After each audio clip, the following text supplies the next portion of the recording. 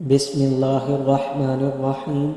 محترم ناظرین السلام علیکم۔ آج کی ویڈیو میں ہم آپ کو بتائیں گے بنی اسرائیل کے 99 افراد کے قاتل کی توبہ کا واقعہ۔ تو ویڈیو کو شروع کرنے سے پہلے ہمارے چینل اسلامک ہسٹری آفیشیل کو لائک اور سبسکرائب کر دیں۔ بخاری و مسلم میں بنی اسرائیل کے ایک قاتل کا واقعہ نقل کیا گیا ہے۔ حضور اکرم صلی اللہ علیہ وسلم نے اللہ کے یہاں توبہ کی قبولیت سے متعلق صحابہ کرام کے سامنے بنی اسرائیل کے ایک قاتل کا نہایت خوبصورت اور ایمان فروز واقعہ بیان فرمایا کہ بنی اسرائیل میں ایک شخص چوری، ڈکیتی اور قتل میں بہت مشہور تھا اور نہایت معمولی سی بات پر قتل کر دیتا۔ ہوتے ہوتے اس کے ہاتھ سے 99 افراد کا قتل ہو چکا۔ اس کے بعد اس کے دل میں احساس پیدا ہوا کہ مجھے بھی تو اللہ کے یہاں جانا ہے۔ چنانچہ یہ فکر بڑھتا رہا اور لوگوں سے معلوم کرتے ہوئے سر گھرا پھرنے لگا، کیا میری توبہ قبول ہو سکتی ہے یا نہیں؟ کسی عالم شخص سے ملا، کسی عالم شخص سے ملاقات کی فکر ہوئی کہ معلوم کیا جائے کہ ایسے شخص کی توبہ قبول ہو سکتی ہے یا نہیں۔ اسی حوالے سے لوگوں نے ایک عابد شخص کے پاس جانے کا مشورہ دیا۔ اس شخص نے اس کے پاس جا کر مسئلہ معمول، کیا میری توبہ قبول ہو سکتی ہے اور کیا میری مغفرت ہو سکتی ہے جب کہ میں نے 99 انسانوں کی جان ماری ہے؟ تو اس عابد شخص کو اس مسئلے کے بارے میں زیادہ معلوم نہیں، تو اس نے اپنی عقل سے قیام آرائی کی کہ جو آدمی 99 انسانوں کی جان مار سکتا ہے اس کو مغفرت کہاں سے ہوگی؟ چنانچہ اس نے کہہ دیا کہ تیری توبہ قبول نہیں ہوگی۔ تو اس شخص نے غصے اور جلال میں آ کر اس کو بھی قتل کر کے 100 کا حصہ مکمل کر دیا۔ جب میری توبہ قبول نہیں ہونی تو تجھے بھی ختم کر کے 100 پورے کر دیتا ہوں۔ چنانچہ اس نے 100 کا حصہ مکمل کر دیا، مگر اس کے دل میں پھر بھی یہ خیال تھا کہ میری مغفرت کی کوئی نہ کوئی شکل ضرور موجود ہو۔ اس لیے اس نے لوگوں سے پھر معلومات کا سلسلہ جاری کر دیا کہ روئے زمین میں سب سے بڑا عالم کون ہے، وہی میرے مسائل کا حل بتا سکتا ہے۔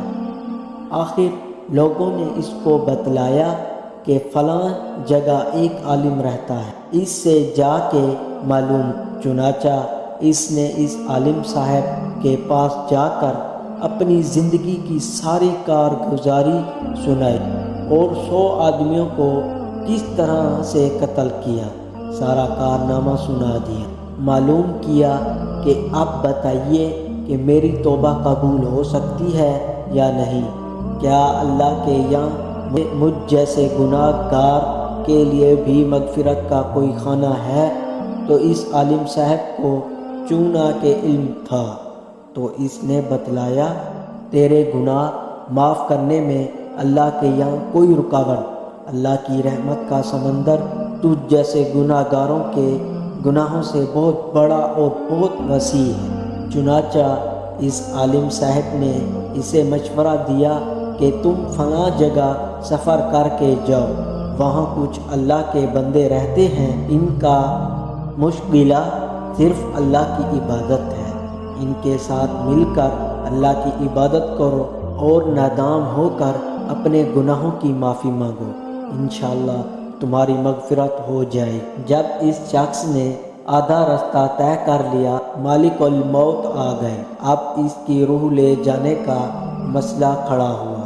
آسمانوں سے رحمت کے فرشتے بھی آئے اور عذاب کے بھی۔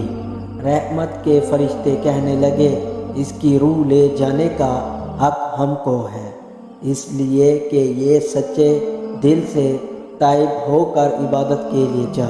عذاب کے فرشتے کہنے لگے کہ اس کی روح لے جانے کا حق ہم کو ہے، اس لیے کہ اس شخص نے کبھی کوئی نیکی کا کام نہیں کیا۔ اسی دوران آسمانوں سے ایک فرشتہ آیا۔ بعض روایت سے معلوم ہوتا ہے کہ یہ آنے والا فرشتہ حضرت جبرائیل آمین تھے۔ چنانچہ اس فرشتے نے تشریف لا کر ان دونوں طرح کے فرشتوں کے درمیان یہ فیصلہ کیا کہ دونوں طرف کی مسافت ناپ کر دیکھو، جہاں سے آ رہا ہے اس کی مسافت قریب ہے یا جہاں سے جا رہا ہے وہاں کی مسافت، لہذا جہاں کی مسافت قریب ہو اس شخص کو وہاں والوں میں شمار کر دیا جائے گا۔ چنانچہ دونوں طرف کی زمین ناپ کر دیکھی گئی تو جہاں جا رہا تھا وہاں کی مسافت جہاں سے آ رہا تھا اس کے مقابلے میں صرف ایک بلشت قریب ہے۔ چنانچہ فیصلہ ہوا کہ مقامی موصیت سے مقام عبادت صرف ایک بلشت قریب ہے، اس لیے رحمت کے فرشتوں کو اس کو لے جانے کا حق حاصل ہوا ہے۔ چنانچہ اللہ تعالیٰ کی طرف سے اس کی مغفرت کا اعلان ہو گیا۔ ایک روایت میں آتا ہے کہ قدہ رضی اللہ تعالیٰ عنہ فرماتے ہیں کہ حسن رضی اللہ عنہ نے فرمایا کہ ہم سے یہ ذکر کیا گیا ہے کہ اس شخص کے پاس جب ملک الموت آیا تو وہ شخص سینے کے بل اس سرزمین کی طرف گھسیٹتا چلا گیا۔ حدیث قدسی میں آتا ہے کہ میں اپنے بندے کے ساتھ اس کے گمان کے مطابق ہوتا ہوں اور وہ جہاں بھی یاد کرے میں اس کے ساتھ ہوں۔ باخدا اللہ تعالیٰ اپنے بندوں کی توبہ سے اس سے زیادہ خوش ہوتا ہے جتنا ہی خوشی تم میں سے کسی ایسے شخص کو ہوتی ہے جس کا جانور بیابان میں گم ہو کر پھر اسے مل جائے۔ اور جو شخص ایک بلشت میری طرف آتا ہے میں ایک ہاتھ اس کے قریب ہو جاتا ہوں، اور جو شخص ایک ہاتھ میری قریب آتا ہے میں اس کے ایک باغ یعنی پھیلاؤ ہوئے دونوں ہاتھوں کے درمیان کی مسافت کے قریب جاتا ہوں، اور جب وہ میری طرف چل کر آتا ہے تو میں اس کی طرف دوڑ کر آتا ہوں۔ تو اس ویڈیو سے ہمیں یہ سبق ملتا ہے انسان جب بھی سچے دل کے ساتھ توبہ کرے گا تو اللہ تعالیٰ ضرور قبول فرمائیں گے۔ انشاءاللہ یہ واقعہ خصوصاً ان حضرت کے لیے ہے حوصلہ افزائی اور معاونت کا سبب جو کہ بڑے بڑے گناہ کر کے اب مایوس کی زندگی گزار رہے ہیں، کیوں نہ کہ شیطان انہیں مایوس کرتا ہے۔ بہرحال گناہگار کو شیطان کی باتوں میں آ کر مایوس نہیں ہونا چاہیے بلکہ اللہ کی رحمت سے اچھی امید رکھ کر سچی توبہ کے ذریعے اپنے آپ کو پاک و صاف کر لینا چاہیے۔ اللہ تعالی ہم سب کو عمل کرنے کی توفیق عطا فرمائے۔ ملتے ہیں اگلی ویڈیو میں، تب تک کے لیے اللہ حافظ۔